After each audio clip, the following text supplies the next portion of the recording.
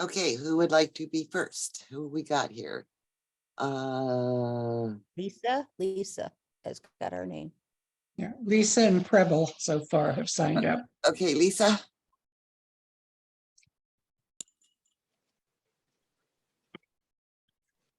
Oh, Lisa, Where is she? and she's muted. Preble, go ahead. Okay. Well, I'm going to start with my fabric. So I used to keep my fabric in, it was a kind of like a dresser, chest of drawers, but it was cardboard, and you pull the little drawers out, and they're about the size of photo boxes. And I didn't do a great job of keeping them organized because, you know, over time you pull stuff out and then it's like a pain to put it back. But anyway, so at one point I decided that I would get rid of that cardboard box. And my solution is this. This is a drawer. It's still a drawer, but it's much bigger. And I have gallon-sized bags of by color, you know, fabric that you know, I've collected, and I've been parts of swaps, so I have some smaller pieces. And it kind of works sort of like a file, you know, like you do files. But I find that the bags really make them more organized for me personally, as opposed to, because what I did before is I just had them by color, but it was just the fabric. And unless you have some sort of divider in between and you start pulling stuff out, it was hard to put them back in order and keep it neat. And so I'm all about being neat and making it better for me. The easier I can find stuff, the better I like it. So the next thing I have, I didn't realize my computer was still pushed up, is I have 2 photo boxes, and this is my ribbon, lace, trim, storage. As you can see, I have color coded my labels, just that it made it easier because I'm sometimes in there without my glasses on. It's dark and I can't see, but at least I can tell which box I want to grab if I don't want to get both of them. And similar to the drawer idea, only in this case, I do have bags, but I also have file folder, or, you know, they come with the boxes, but I cut a few of them. And what I do is, so like here's a section that has 4 different ones. They're all in there. And I just sort by color. So here's teal versus blue versus a darker blue versus a much lighter blue versus an even slightly different color. Yes. Now, the reason why I have so much is I got a great deal at somebody's yard sale.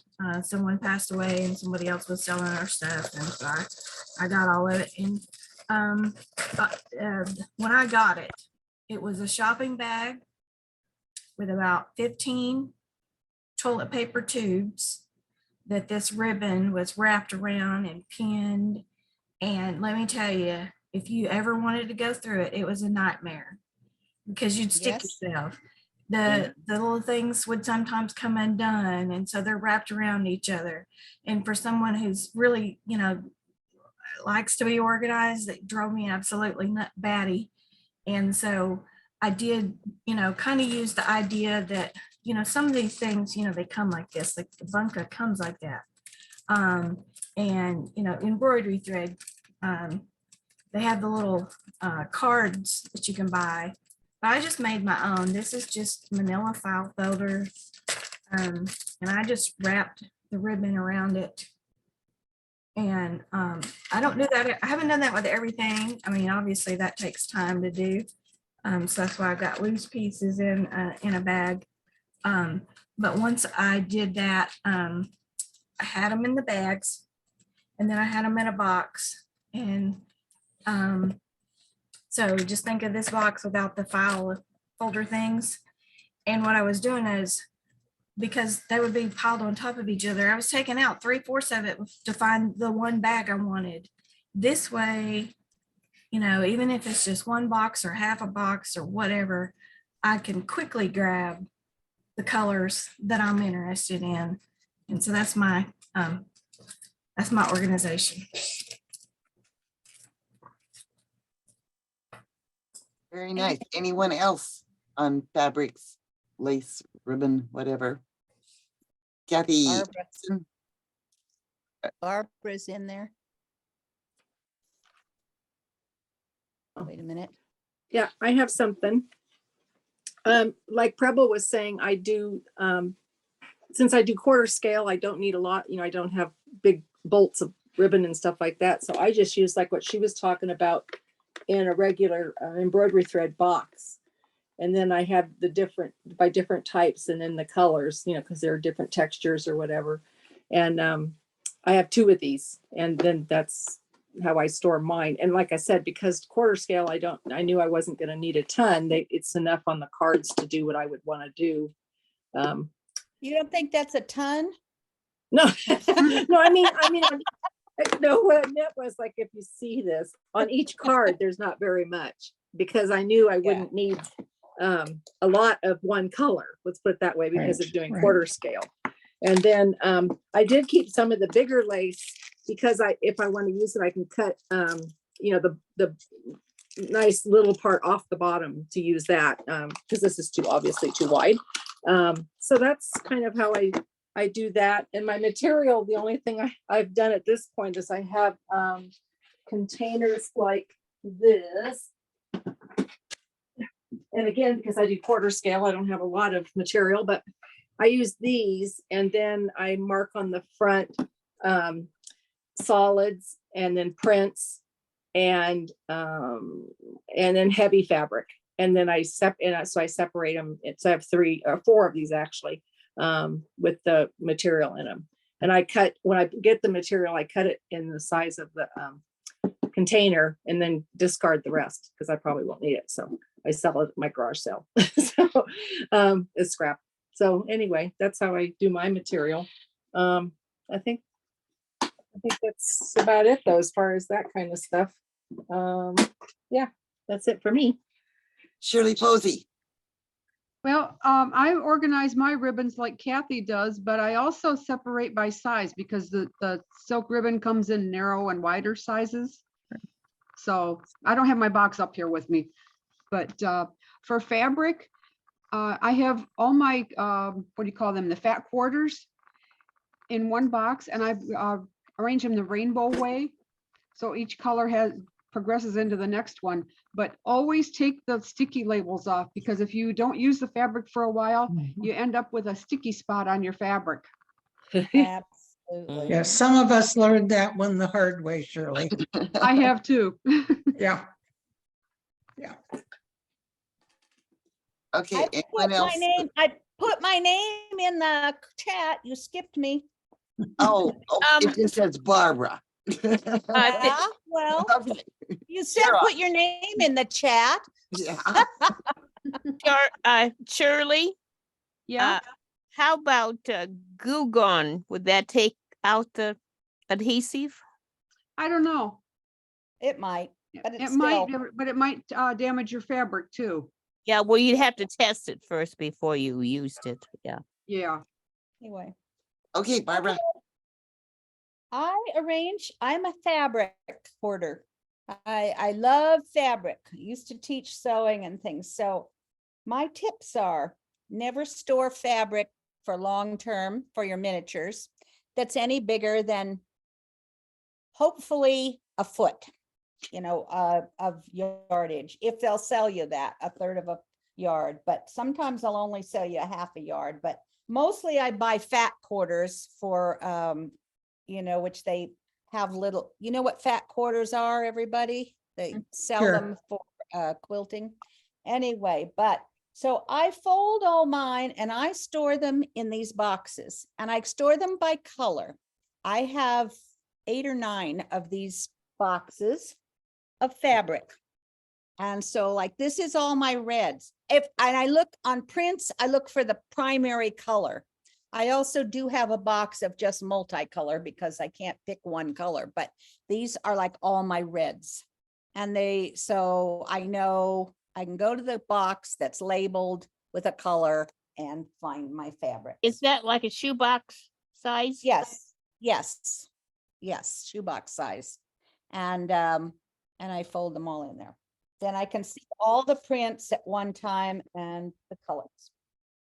Then I also store not just by color, but by fabric, because that box I just showed you was just all cottons, and I would put anything else in there except silks. I keep one box of silk all separate. And it's multicolor. And I've bought those, most of those I've bought from dealers who sell fabric at their tables because they're all wrapped in plastic. So that's my box of silks. Let me get to laces and ribbons. I'm not showing you my ribbons. Oh, Barbara, what do you do with pieces that are much smaller than your fat quarter? they're in there. I fold them in there too.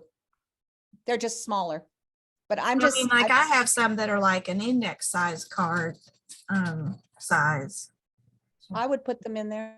I would still fold them over and show them, and at some place in there. Yeah. But I do have a scraps. I do have a scraps box also. Oh, So okay. really tiny is a scraps box. I grabbed the wrong box for ribbons. All right, ribbons I pretty much store like Preble does, but not in plastic bags.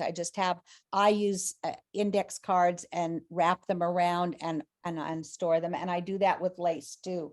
And of course I have the random pieces that I just throw in and don't wrap them until I get around to it at some point and feel like I want to organize them. So yeah, so I make little cards and I wrap my ribbons. And of course the silk, and I have one whole box of just silk ribbons. And they're all these same size boxes. I buy my boxes at the Container Store and I've been buying them there for over 20 years because they don't change the style. So so they all look so nice on the shelf because they're all the same exact style. You know how you go buy a shoe box at the Target or something and you go back 6 weeks later and they've changed the style of them. So they don't all look the same and they're not exactly the same size. So I think I've talked about that before. So that's my storage of ribbons and laces and silks and stuff. They're all stored in those boxes. Barbara, your dog is adorable. Oh, you can see him. Yeah. Oh, Keeps popping his head up. hey. He's cute.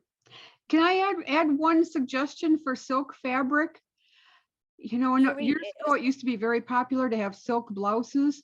So check out blouses in thrift shops. And once in a while, you might come Oh, across yes. a silk one. Or I some do that. scarves. And I also look in, where those shops where they have, people are selling old stuff. I Consignment buy shops. thin, old thin leather gloves. I have a box of leather fabrics, and old thin leather gloves are perfect for miniatures. They're really thin and nice to work with. And handkerchiefs, old handkerchiefs, beautiful fabric to work with in miniature. Some of those also will be nice dollies or little dollies that you could cut out for individual, to put a flower or a lamp underneath or something like that. Yeah. There was a home improvement at Indianapolis. Vicky Fox did a home improvement on the embroidered handkerchiefs and what you can do with them. It was very interesting. Oh, cool. Okay, Jackie W.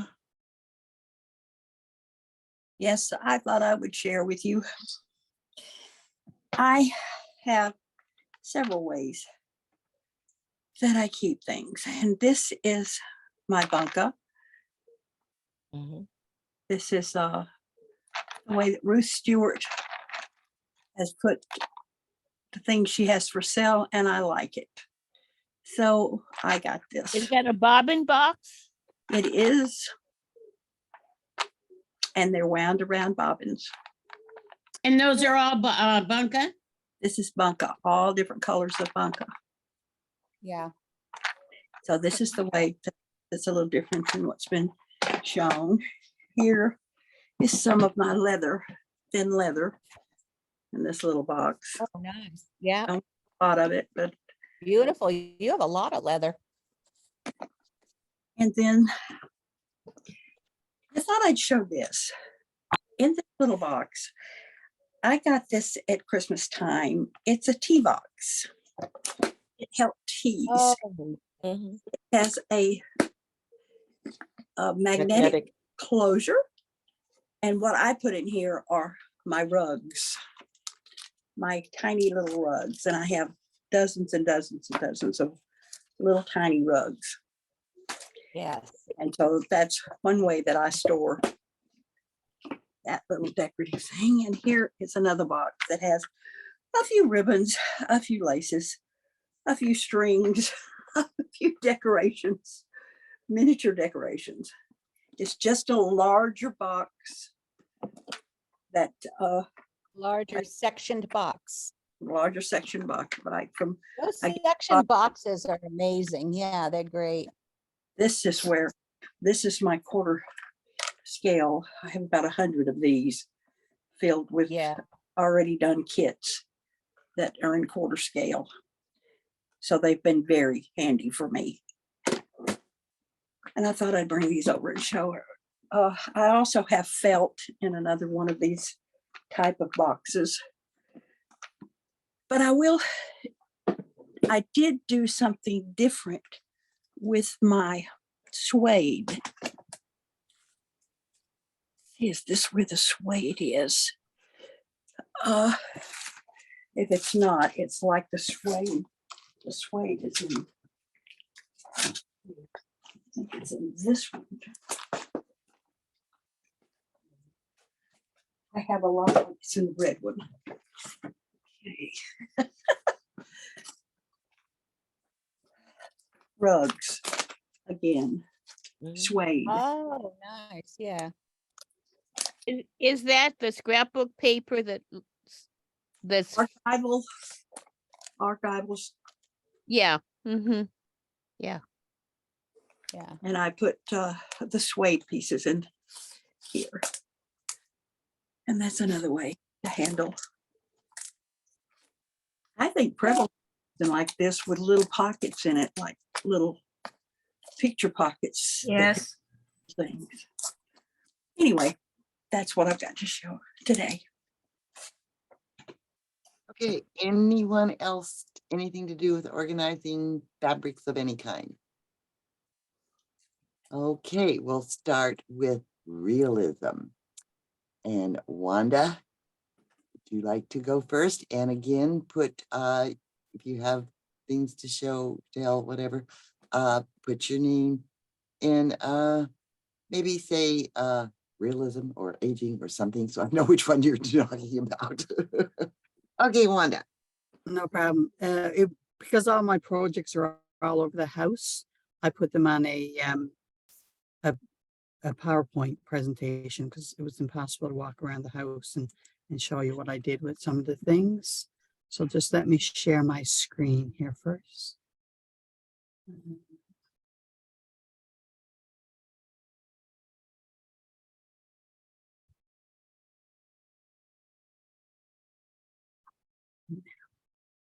Sorry.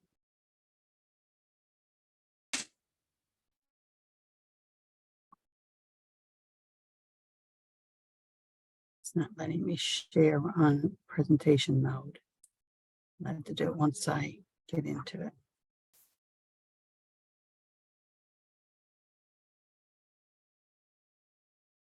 Can you see my screen?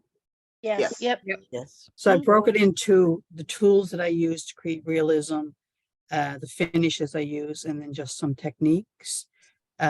Anybody familiar with a pounce wheel? Yep, for sewing.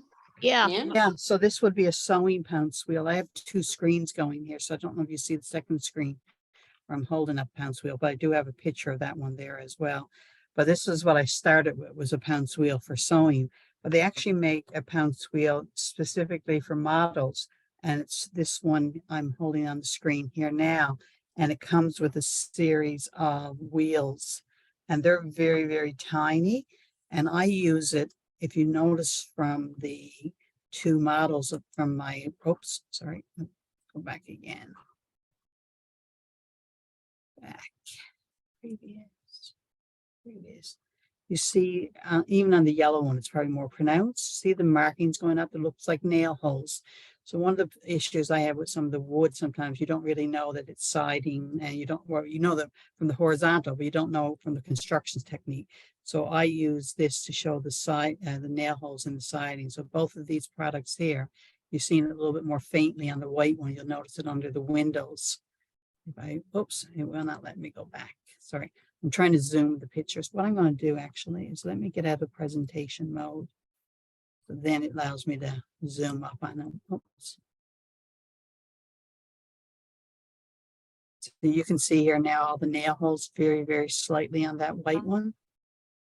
So the pounce wheel does that. And it's done before you ever apply any stain or paint.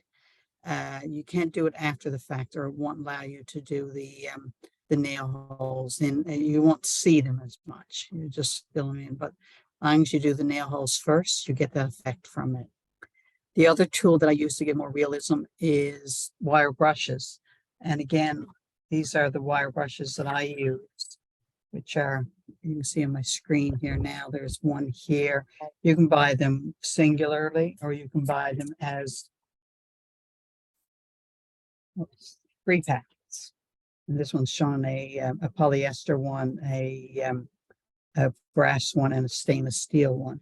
But I use these and I run it over the wood, because the grain that's normally in wood is really at a scale, especially when you look at 1/48 or 1/87, which was what the previous pictures were. The grain is at a scale. So using a wire brush puts a grain that's more in scale with the projects that you're doing in your wood. So I just literally run that over the wood, and then I stain it or paint it, and you see that more realistic grain to the product. Wanda, Yes, do you use the brass part or all three? I've used all three depending on the material. If you're using basswood, the brass is fine, but if you're using something soft like balsa, you don't need to go to brass because they'll just carve it. So then the polyester one is fine. Oh, okay, thank you. No problem. Another tool I used when I did this little project here, which you can see, you'll probably see it in the white piece there. That again, there's grain to it. I actually just I laid out my wood strips, and I just used the sawtooth saw, and I ran that down the wood pieces, and it gave that same illusion of grain. And then once I stained it, you could see from that white one there, you can see all the grain marks there. So it just gives you a more realistic grain look to the wood. Because if you think of a piece of wood, and I got a larger piece here, you can see on my other camera, that grain is far too big, even for 1/12 scale, forget for 1/48 or 1/87 scale. So using those brushes or your sawtooth saw, you'll get a more realistic look to it. We can't see from your other camera. You can't? We see just you and your PowerPoint. We You can't don't see both of them at the same time. You see me? Yes. We see you and we see your PowerPoint. Well, don't we only see her. see you in the little pictures of people Right. in the meeting. And you can Wanda, move when you those hold up your over. stuff. Yeah, move But it we over. do only see one picture from the PowerPoint. Yeah. Tools to create realism. That's the one we see. Okay. I can see it on my screen. I can see both there's another window there saying Wanda. And, I know you can see them, but we can't. yeah. To share What's the them. saw that you see in the picture there? I don't know, like I say, why you can't see the other one. We Maybe can it see the needs saw. something. We see the saw and we see the grainy stuff and then we see the house. Yeah. Wanda, when you're Okay. holding your stuff up, it's out of the camera view. So I can see you, Wanda, but when you hold it up, it's out of the view of camera. So you got to move it over more towards your head. No, when I you have hold two it up. cameras No, going. she has, No, I she has see two both. screens. Yeah, I The see one that is, the one that is spotlighted is her face, but she has another Can camera we up, another. Can we unspotlight my face and spotlight the other camera? the way it is now is fine. It's just that when you're holding stuff up in your hand, you got to move it more towards your face because it's out of view of the line But of I'm the not camera. I'm not using the camera that my face is on. So Yeah, but I'm asking you not to spot. were you holding stuff up with your hand though? No, Oh, no. okay. I thought you were holding stuff up with your hand. Marcia, there's a Okay. second camera shot there with just my name Wanda instead of Wanda Waterfield. Do you see that camera? No, because the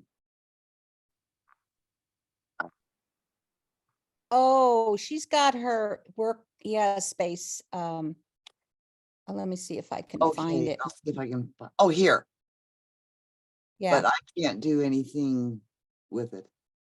When you're sharing, we can't spotlight. I cannot not see you spotlighted. All I Okay, see are okay. little pictures. Yeah. And We see, I can't can't see you spotlight it. if I hold it in front of my face. Wanda, the reason why that we can see your face is because that's the one you're speaking from. Yeah. If you were speaking through the other one, then that would be the one that would pop up probably. Okay. Well, can you see the sawtooth if I hold it up in front of the camera? Yeah. Yes. Yeah, and so this was the 3-pack of, I can't see it, but if you can see it. Yes. Okay, so that's a 3-pack of brushes that I've used. I've just got a pack still in the original packaging. Did you get those from Harbor Freight? No, I got that from work. Yeah, You could get them from Harbor Freight. yeah. You can get a many. It's an hardware American store. company, Warner, that makes those, so I'm sure they're available easily. You can get them at any hardware store. Yeah. Yeah. Okay. The next tool is a skiver, and I don't know if anybody's familiar with this tool. If you're Oh, doing anything with leather, again, there's held up there, but there's a shot of it there in the corner of that PowerPoint. yes.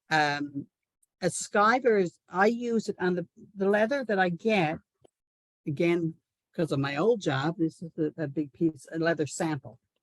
Okay, but it's too thick for miniatures. So when Right. I did that leather chair, we used a skiver to shave the back of the leather, Ah, and it takes the back off till you get it thin enough so that you can use it almost like a fabric would be then. Yeah, it kind of looks like a cheese slicer. Yeah, the blade is literally up in this little section right here, and it's a dull blade, or I would demonstrate it. Unfortunately, I can't demonstrate it there. That's another one. That's a beautiful chair. You actually made that chair? Yes, I did. Yeah, I made it in a Judith Blondell class in Toronto. Wow, it's great. Thank you. What did you use for the pins in the chair? That's In the actually leather. sewn. That's sewn, tufted, and then we punched using a very sharp punch that she had. We punched little circles of leather, and that was probably the thinnest pieces of leather of all. And we did the punch those leather, and we just glued them over the stitching. Oh, that makes sense. Okay. Another tool I use all the time, most common thing around, is a lead pencil. So my pencils like that. If you look at the cracks, and let me make this big. You look at the cracks in this concrete. The coloring on this looks really bad. That's just drawn in with a pencil. really? Yeah, Oh, just wow. a pencil. If you look at the signs on the side of this building. You look in the four corners of the sign, it looks like it's been nailed on. That's just 4 pencil dots. Huh. So it just gives you the illusion that you've used nails.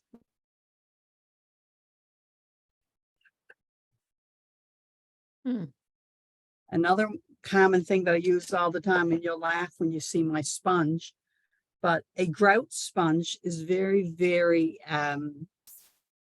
the holes in it are very, very tiny. So it actually is a really good sponge. So on the siding on this building here, I used a sponge to sponge that burgundy color on. And on the lower ones, the white, I used to sponge that. But I take my sponges, it looks like I've eaten this sponge and I haven't. I don't know if you can see it now, but I just use these little tiny pieces of the sponge. And that's what I use to do all my sponge painting. Okay. Do Like I you say, these dab are or like the- wipe with the sponge? Pardon? Do you dab or wipe with the sponge? I dab with it. Another product, this is now getting to more of the finishes I use. Years ago, I still have the original bottle, but I started with this product called Weather It. And once I couldn't get this anymore, I went with the product you see on the screen, which is called Age It Easy. And it's from Micromark. And basically all that it is 2 items. It's, you want to make it yourself, it's rubbing alcohol, isopropyl alcohol, and India ink. Okay. And you when I made these wood strips, I literally just dipped them down into the bottle, took the wood out, turned it around, dipped it down the other side. I usually had to do a bit of brush marks in between, and then just take it and lay it on paper towel until it dried, and it made the wood look old and weathered.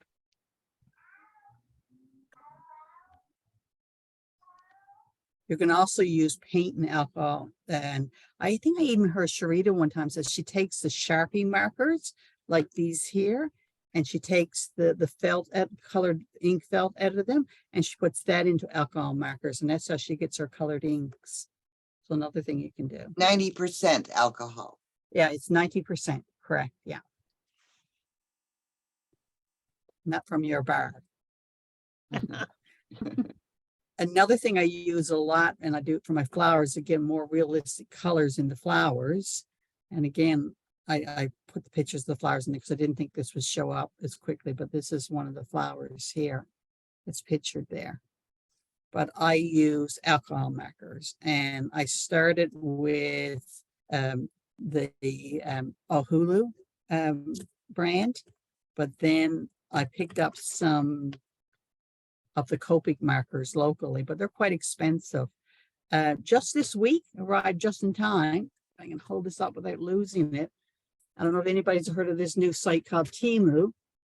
I bought 60 alcohol markers for $23 Canadian. So it's about $18 US. Wow. These Copic markers at Michael's here in Canada are, oh my gosh, $7.99, $8.99, something like that. Yeah. So these What's I got the brand again? this year. I got it off the company Temu, Temu, but the brand on the package just says Touch, 60 pieces. Touch? Touch, but off Temu. And there's also always a blending marker, and the blending. So when you like just dot the petals with just 2 different colors, and then use the blending marker, it just flows the colors out. So you get a more realistic petal. You can use those same markers to stain furniture. You can use, I use them on the edges. And those signs I showed you where I had the nail holes done with the pencil. The edges of those signs are also done with the markers as well.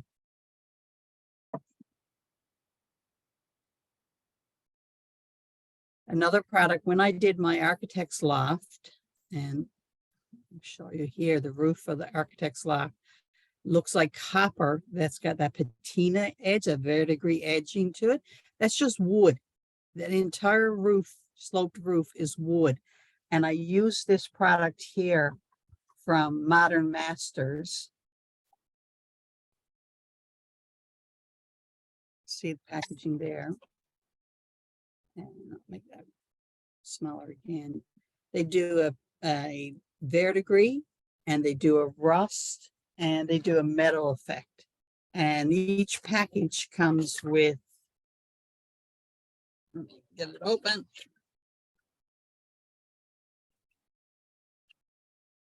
A little spray thing that goes down into the bottles.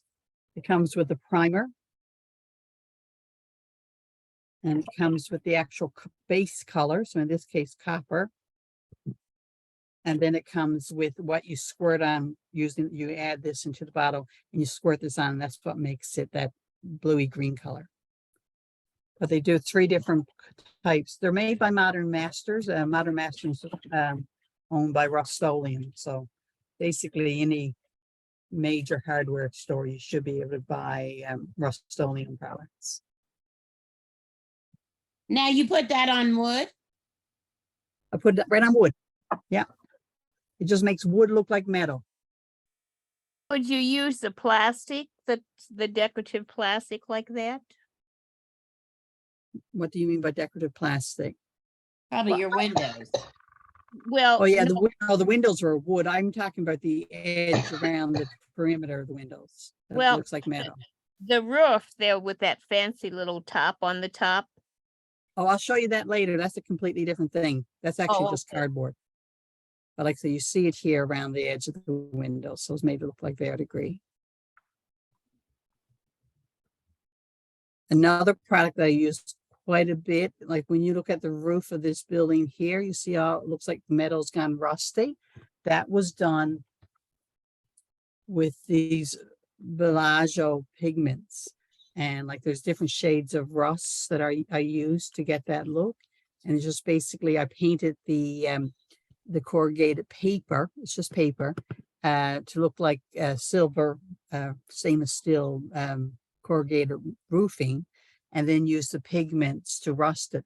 Originally, you see this Doc O'Brien's one here, which is here. I bought these on Micromark years and years ago, and does the same thing. Like this one had 12 different jars in the box, whereas the Villaggio ones come in kits of 4. And buy them individually. You come like the rust and corrosion one. It's just 4 different How do you shades of spell it? rust. VALL something? Vallejo. Oh, like Vallejo. Huh? Yeah, that could be the pronunciation. I could be pronouncing it wrong. But they're pigments, basically. The next thing I use to make it more real, if you look at the base of this building here, and you see all the dirt and rust running down the windows and the mold that's building up on it, I use these pastel chalks. I think everybody has packs of different ones of those. You get them looking like what's on the screen there, or boxes like this, or even ones like this. But all of them just do that effect for it. I did the same thing on when we did Debbie Young's Splinter's Fairy Tales. I took all of the buildings while they were still lying flat, and I did all that on them to make them old and mildewed and things like that to them before I finished them out and put it together. I have a question for you about that. Yeah. Do you seal after you you shaved off some chalk, right? And then you used a paintbrush. Okay. Then did you put something over it to seal it on there? That's a really good question. I follow a lot of Jason Jensen videos on YouTube, and that's where I got most of my aging techniques for. And he's a big opponent to putting a sealer on top of pigments and pastels. Oh, he thinks you're going to wash it off. He said the reality is that you don't pick it up and handle it that much that you would be wiping it off. So he doesn't encourage you to use any type of sealer on top of pigments or pastels. What's his last name? Jason what? Jensen, Jensen. He's a model train guy, but he does a lot of building. He does a lot of sci-fi stuff too, but just skip over that. But he does a lot of structure building. Does the sealer maybe turn it yellow eventually? Is that why? I have no idea. I think it just takes it off because it is just I a think it powder takes at it the end off, of the day, yeah. right?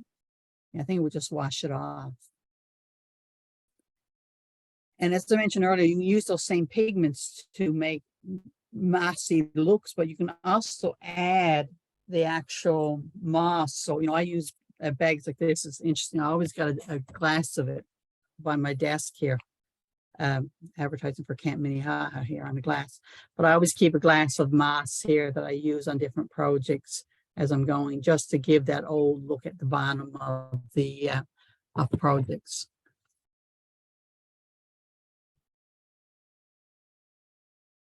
Somebody asked about the moldings on the top of that architect's loft. I did the same technique on both the staircase in the loft and on the roof of it. This was just wood. It was a wooden fan, actually, that I took apart. Lisa and I did both each, and using glue. And just let me show you on the roof parts that somebody brought up there. I just printed this out on the Cricut. This is not the plastic railing. Okay, this is just paper, 80-pound paper cut it on a Cricut, but I'd layered. And if I blow this up, you can probably see it a little bit better.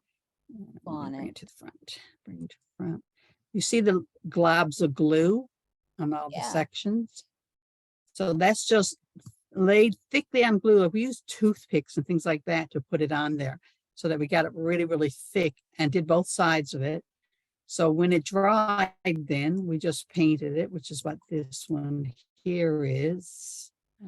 Cool. Bring it to the front. And so then we just, after we painted a base coat, then we took it and we, I'm gonna bring each one to the front, sorry. Doesn't want to come to the front, it just wants to move. Sorry, won't do it. We just painted with metallic paints. So that one was a fence, and we also, that was the railing that you saw on the roof of the architect's loft. But just done with glue, just regular wood glue. So if you don't want to buy the expensive fencing, and you got a Cricut, or you got a folding fan, you can turn it into wrought iron. That's really cool. Another thing I use a lot of is distressed ink. And it was funny, when I was taking it stuff earlier, I literally had an entire drawer filled with distressed inks. And I used them for, like when I did the architect's loft, I wanted the drawings that I was doing when I rolled them up. I wanted them to look old and weathered on the edges. And so you can see them still clipped up where I rolled them up there. But I just used the distressed ink on the edges, so they got that old look to all the drawings that I had in the project.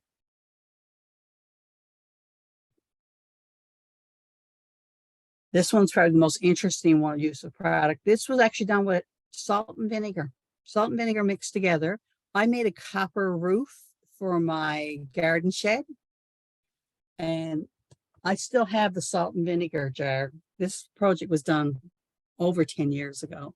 This was the salt and vinegar I mixed up. I probably can't get the lid off this jar now because it's probably pretty corroded. But once I finish bending the copper into the shape, and I had rolls of copper, like they were in tubes like this. There's only scraps left there now.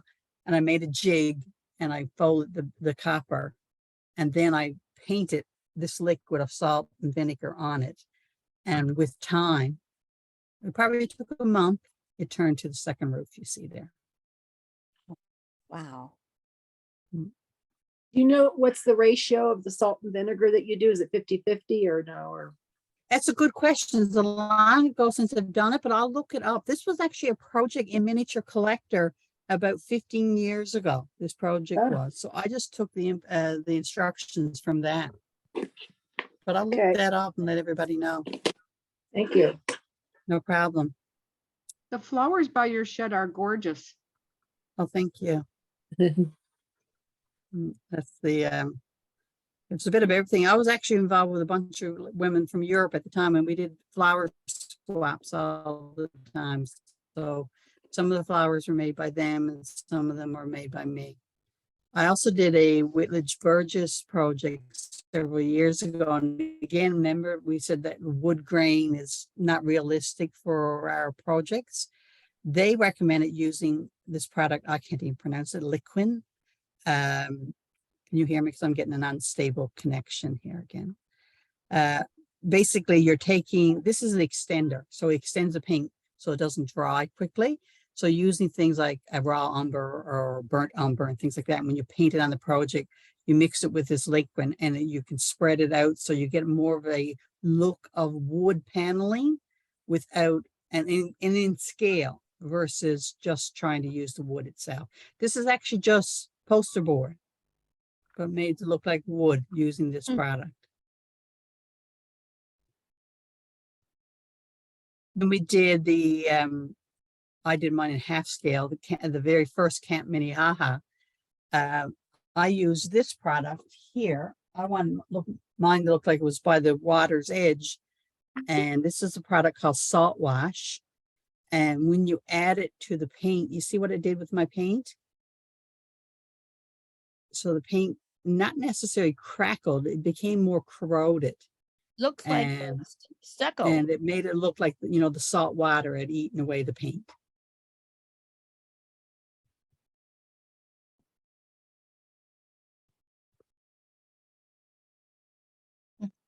The next one, and I had to borrow somebody else's picture, so I give the poor woman some credit for this. Is a lady in Toronto. I didn't have anything here in miniature that was done with these crackle mediums, but Brenda, who did this beautiful dollhouse, and this was modeled after a house in Toronto, I noticed that her post of her dollhouse, if I blow it up, and a bench behind, she used that crackling medium on that. So it looks like the paint has chipped away.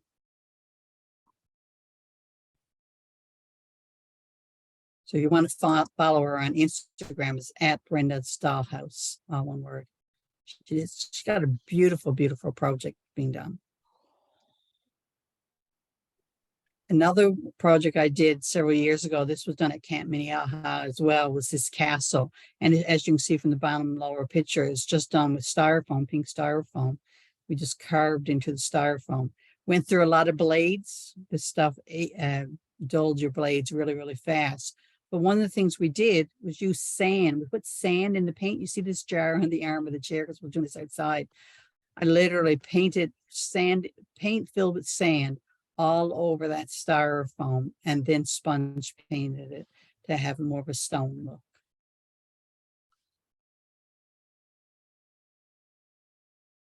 Another thing I did when I was doing the wharf project that I did, this is a mixture of salt and baking powder.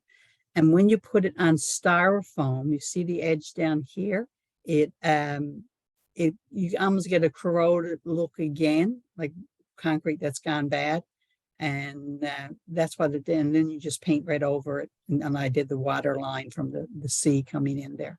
But that's just a mixture of salt and baking powder. That's a 1-to-1 ratio. That one I remember because I only did it recently. Egg cartons, my best friend. You know, I do a lot of stuff with egg cartons. If you saw how many egg cartons I have saved here, I can make slate out of it, which is on the side of this building, slate on the side of this building here. Even the walkway here is, get that brick and those stones are all egg cartons. Now, the front step is not, but the stones around it, all made from egg cartons. So it gives you a realistic look. Back to the paper signs. One of the things, and I did this earlier before we started, I actually took a sign that I'm using now coming up on the wharf project, and I sanded it. You have to light on a perfectly flat piece of board, no bumps in it. And I sanded it to the point that I wore out the edges.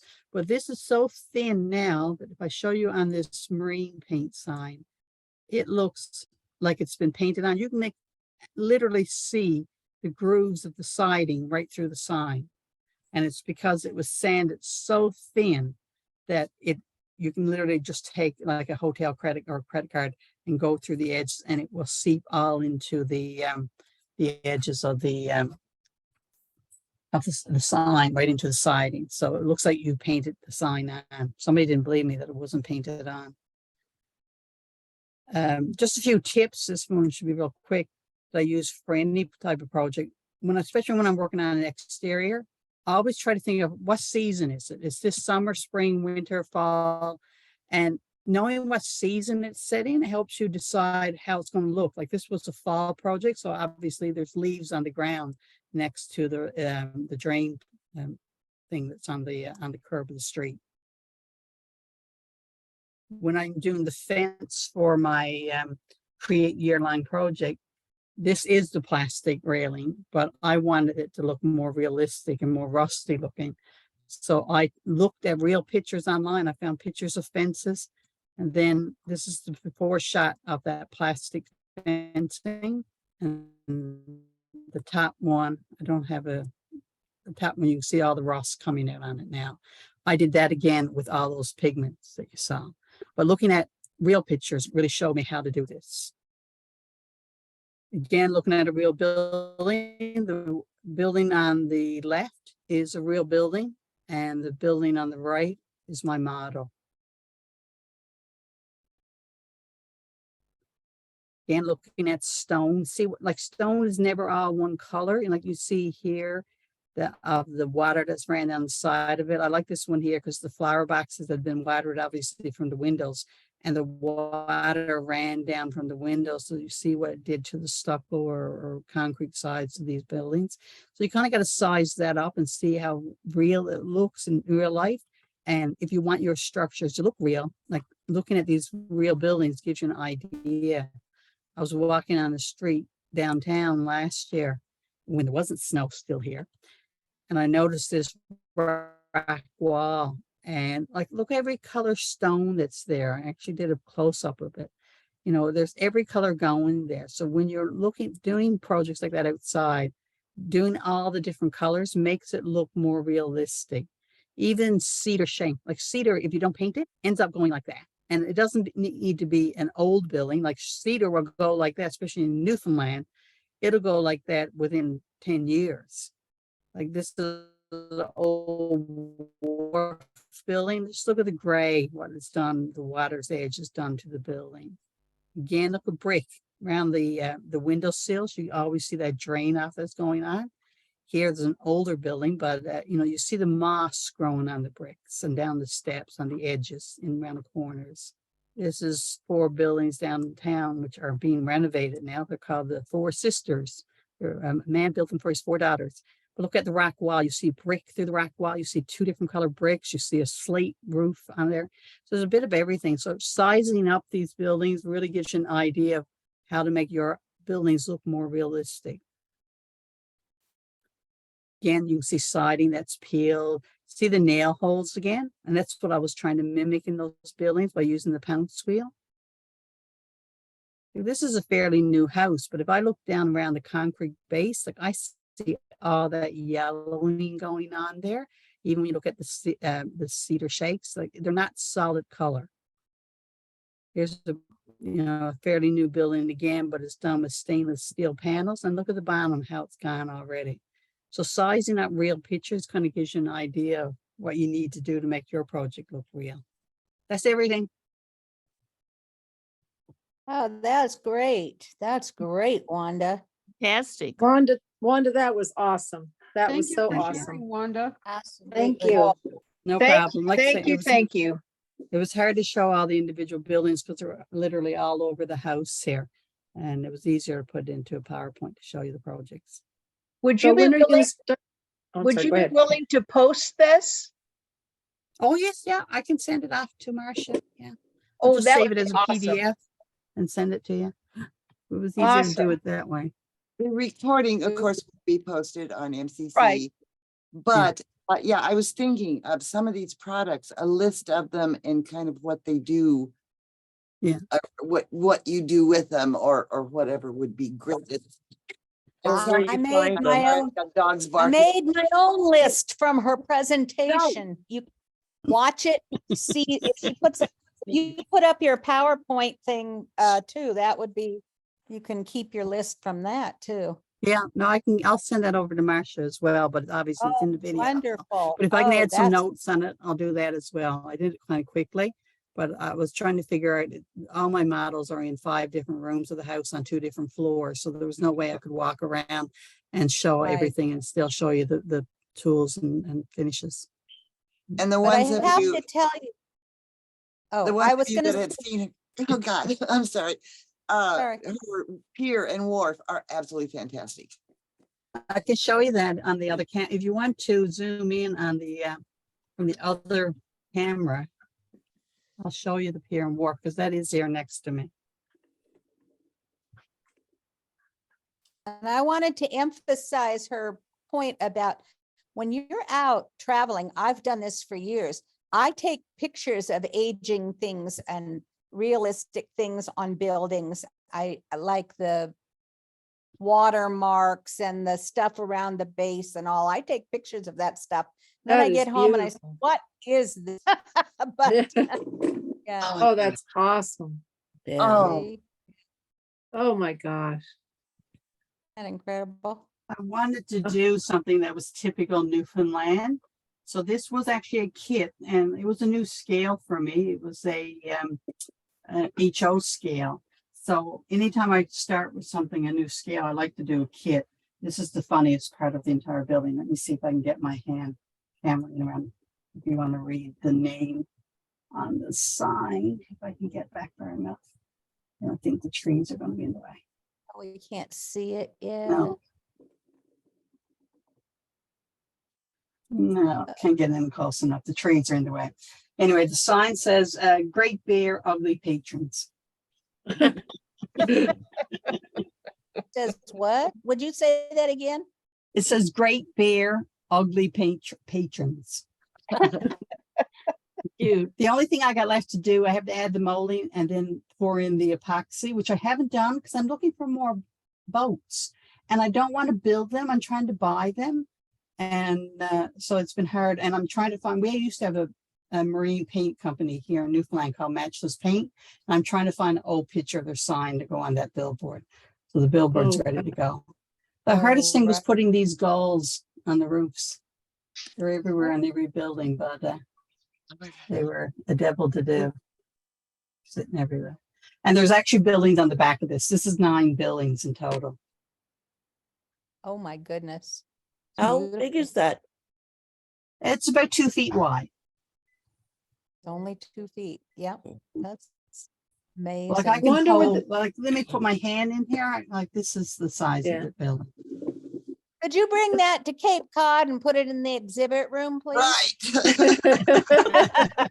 On the plane. Yeah, on the plane. Sure. One of the projects that you showed us, were those different scales? I have everything from HO right up to 1/12. Okay. Yeah, Oh. I have. Wanda, you said you hadn't got the epoxy on there. So it's like the water we're seeing now is just paint. That's just a paint. Yeah, That looks yeah I pretty did good. that before. That's before gonna I did- look so good with the water in there. Yeah. It's Right. it already looks Absolutely. amazing. Yeah, Yeah, that's really good. I've been just trying to get boats ready made, and everybody sells HO scale boats, but they're all kits, and I'm not into building boats. Yeah. Sorry. Anyway, Fabulous. okay. Just gonna get rid of that one. That's it. Oh, Thank Thank what- you again, Wanda. That was Oh, Yeah, that was Sorry, good. going too long. So when are you Okay. gonna start teaching classes, Wanda? yes, that's what I was thinking. Come on, Wanda. One realism point at I'm doing a the flower one. I'm doing the flower one later this month, but that's just create shares. That's just showing you. I'm not a flower maker. Nothing. I've been doing this stuff for 30 odd years, like everybody's supposed here. But I don't regard myself a teacher by no means, but I'll I gladly pass. consider People you a taught me flower stuff over the maker. years. Pardon? Barbara I was. said, I consider you a flower maker. You make beautiful plants and flowers. No, Sharita's the flower maker. I just learned by default. You I'd guys like have to seen my see it. early stuff versus now. She's the flower teacher. You are a maker. I'd like Yeah. to see the like an actual tutorial on the aging and the rusting and all that that stuff that you did. Is that the guy, that Jason Jensen, he does that? He does that. He's really good. But you Okay. almost have to start from his first ones and move forward, because his later videos, he'll say to you, "Why I showed you this in a previous video." Oh, He yeah. doesn't actually get into it again. Yeah. So, but he is really entertaining to listen to. Okay. And he has Thank about 100 videos on YouTube. How I've seen many? all of, he has about 100. 100. Oh, I've seen all the ones dealing with his structures. I don't look at the model train stuff, and I don't Yeah. look at his sci-fi stuff. I'm not into those, but I do recommend them. Okay, anyone got any other questions for Wanda? Wanda, what was that guy's name again? I know you've said it at least 5 or 6 times. Jason Jensen, Jensen. Thank you. It's Jason Jensen Trains. So don't get thrown by the trains, because he'll tell you right up front, he'd rather make the buildings than do the trains. So Okay, thank he you. actually did this project, project I'm showing you. He actually does that over 3 videos. Oh, okay. Now his is a little different than mine, but everybody So does their it's own adaptation. Jason Jensen Trains. Yeah. Yeah.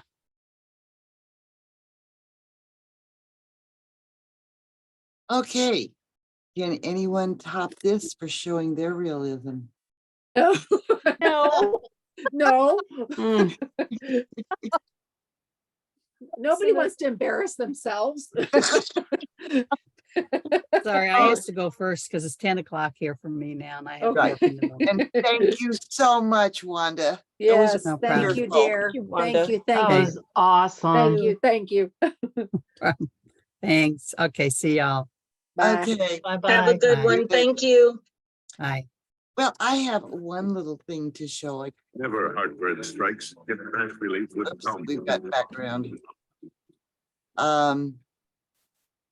Just one little thing, which is vinegar and steel wool for Oh. aging. And oh, okay, I get the rest of it here. Sorry. It's just, it changes the color of the wood, and this doesn't show up well on Zoom. It's a brownish, and it'll turn more gray as it Maybe sits. hold it against your shirt. Up. Yep. Yeah, Yeah. that's better. That's a little bit better, but it still doesn't show as it is. But Well, it and depends which way you turn it. It's a little greener or a little grayer or a little yeah, browner. that's Zoom. And That's vinegar and steel wool, but if you Yeah. can get old nails that are not galvanized, old ones, and put them, I have made, I just put a bunch of nails into a big container with white vinegar, and it will make an aging solution that's very much like the, what do you call that solution that we buy from, weather it or something. no, the one Thomas's. from the Thomases. I can't Oh. remember the name. Isn't it maybe bug juice?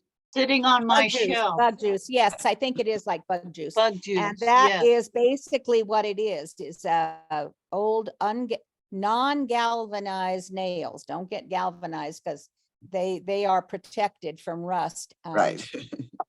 So you get, but it's hard to find those old nails. So you have to go someplace where they've got old scrap ones or something they've pulled out of Or if you railroad find a ties. rusty nail in a building or something.